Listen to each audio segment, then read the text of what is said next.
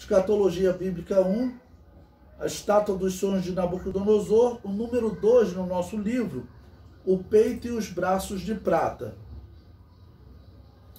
Eu separei aí Daniel capítulo 2, versículo 32 e 39, em que Daniel está descrevendo o sonho para Nabucodonosor, pois ele havia esquecido. E Daniel diz, o seu peito e os seus braços eram de prata. Ou seja, ele já está descrevendo o segundo reino. O primeiro reino era ouro. O segundo já é um material menos precioso, a prata. E depois de ti se levantará outro reino inferior ao teu. Daniel capítulo 7, versículo 5. Continuei olhando e eis aqui o segundo animal, semelhante a um urso, o qual se levantou de um lado, tendo na boca 3 costelas entre os dentes. E foi-lhe dito assim, levanta-te e devora muita carne. Ou seja, o segundo reino, que irá agora substituir o reino babilônio, será o reino medo-persa. Então ele é descrito no material inferior ao ouro, que é a prata, e o animal que é colocado é o urso. Este reino, diz Daniel, representa um reino inferior ao de Nabucodonosor. O capítulo 7 descreve esse reino no segundo animal, semelhante a um urso, o qual se levantou de um lado, tendo na boca 3 costelas entre os dentes. E foi-lhe dito assim, levanta-te, devora muita carne. O Império Persa, ou Medo-Persa, ele é chamado Medo-Persa porque ele foi uma união forte de 2 países, a Média e a Pérsia. O Império Persa, ou Medo-Persa, começou em 536 a.C.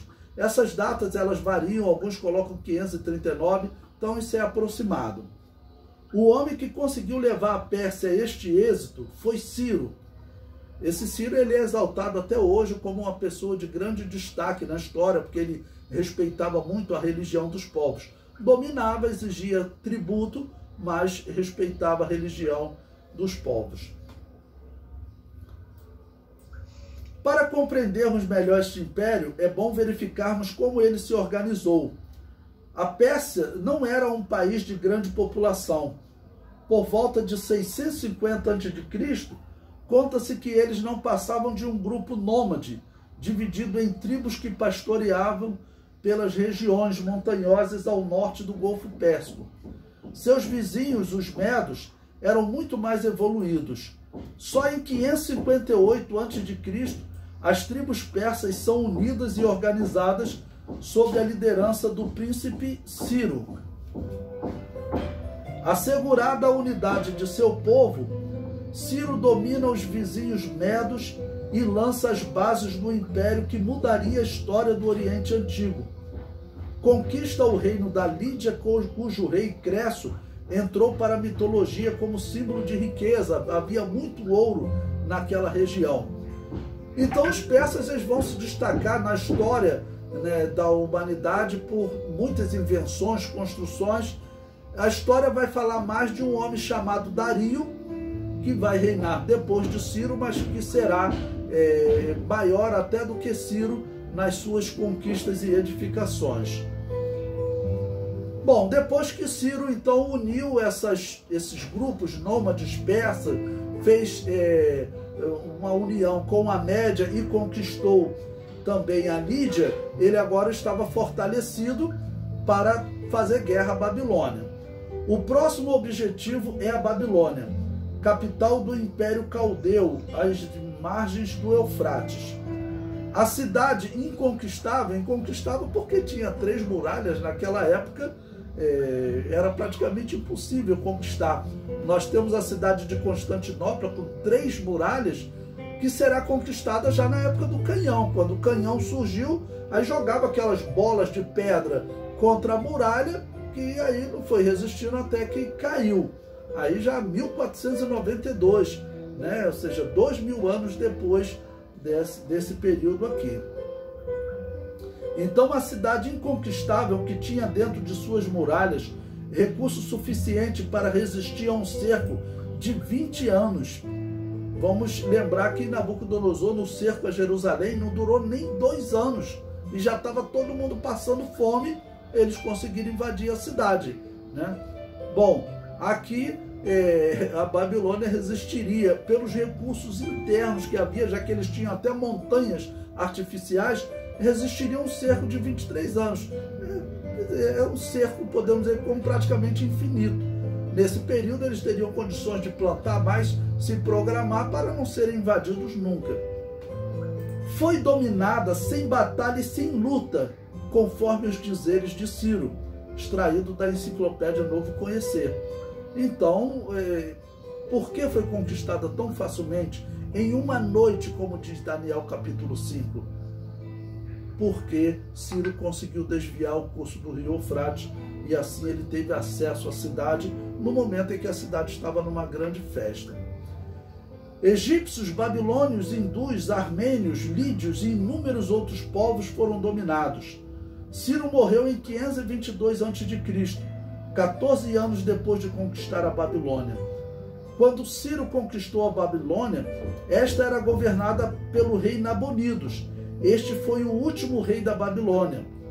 Já foi até presumido que a Bíblia estava errada quando dizia que o Império Babilônio caiu quando Belsazar reinava, Daniel 5:30. Então, a princípio, a arqueologia dizia que isso aí era uma lenda, porque eles nem encontravam essa cidade Babilônia. Que cidade é essa? Até o século XVIII, início do século XIX, eles afirmavam que isso era uma historinha bíblica. Até que a arqueologia encontrou os restos da cidade da Babilônia. Aí os céticos falavam o seguinte: tudo bem, vocês acertaram, mas eu quero dizer que vocês erraram. Como assim? Porque vocês disseram que o último rei da Babilônia está lá em Daniel capítulo 5, Belsazar. E não era. O último rei da Babilônia, nós aqui, a arqueologia encontrou as crônicas da Babilônia, o último rei era um homem chamado Nabonidos. Mas veja que interessante.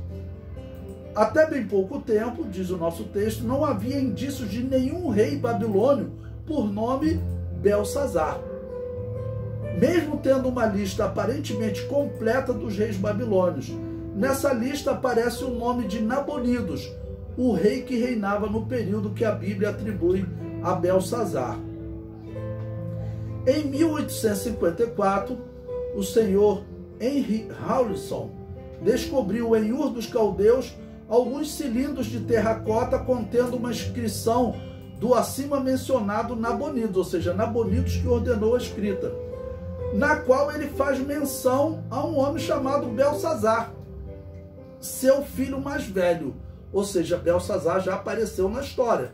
Então veja que a arqueologia, a história, está desmentindo a Bíblia, está dizendo que a Bíblia está errada. Depois, concordo em parte, mas tem outro ponto errado. Mas aí já apareceu um homem chamado Belsazar que existiu. Prosseguindo, não obstante, permanecia ainda uma dificuldade. Como é que ele podia ter sido rei dos caldeus se todos os registros antigos mostram que seu pai Nabonidos foi o último monarca reinante? Então, a arqueologia volta a dizer, olha, vocês acertaram um pouquinho só agora, mas Nabonidos foi o último rei, Belsazar não foi o último rei. Isso foi em 1854, né? Em 1876, trabalhadores, sob a ordem ainda de Henry Rawlinson, estavam a escavar em uma antiga região da Babilônia, quando descobriram algumas jarras cheias de mais de 2.000 tabuinhas de barro com inscrições cuneiforme. Uma delas continha uma narração oficial por um personagem que não era menos que Ciro, rei da Pérsia, a respeito da invasão da Babilônia, na qual, após afirmar que Nabonidos primeiramente fugiu e depois foi aprisionado, acrescenta que certa noite o rei morreu. Mas como assim? Nabonidos fugiu e diz que o rei morreu naquela noite da invasão. Ora, visto que Nabonidos, que fora feito prisioneiro, viveu por tempo considerado após a queda da Babilônia, esse rei não pode ter sido outro senão Belsazar, sobre quem a Bíblia registra há muito tempo. Naquela mesma noite foi morto Belsazar, rei dos caldeus. É evidente que Belsazar servia de regente durante a ausência de seu pai. Veio então à luz o fato que Nabonidos e Belsazar, seu filho, estavam reinando ao mesmo tempo, o que explica a oferta de Belsazar a Daniel de fazer deste o terceiro do reino, uma vez que Nabonidos era o primeiro e Belsazar, o regente, era o segundo. Então, por que o nome de Belsazar não aparecia nos reis, na lista dos reis? Porque ele nunca foi rei. E a história realmente comprovou que Nabonidos, ele era na verdade um sacerdote. Ele havia se casado com a filha de Nabucodonosor. Então por isso ele ganhou o direito de ser rei. Mas ele era um sacerdote, ele gostava mais da parte religiosa e deixava o trono de lado. Enquanto, por exemplo, Nabucodonosor, ele era um general, ele era um conquistador, ele que dirigia as guerras. E já Nabonidos não, ele queria era cuidar da religião. Pois bem, então, como ele muitas vezes estava fora, cuidando da parte religiosa, quem é que ficava como regente? Era Belsazar.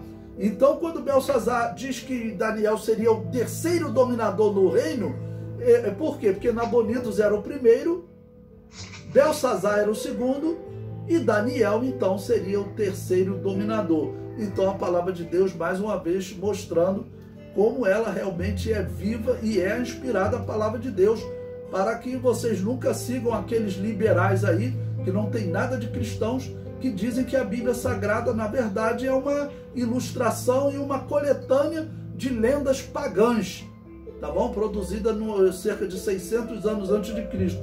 Não caiam nesse erro grave. O Império Persa começou em 536 a.C. e findou em 330 a.C. Foram 206 anos de domínio. Nesse período em que Dario III reinava, foi derrubado pelo exército de Alexandre Magno. Este é o período de anos que durou o reino descrito no peito e braços de prata e no animal semelhante a um urso.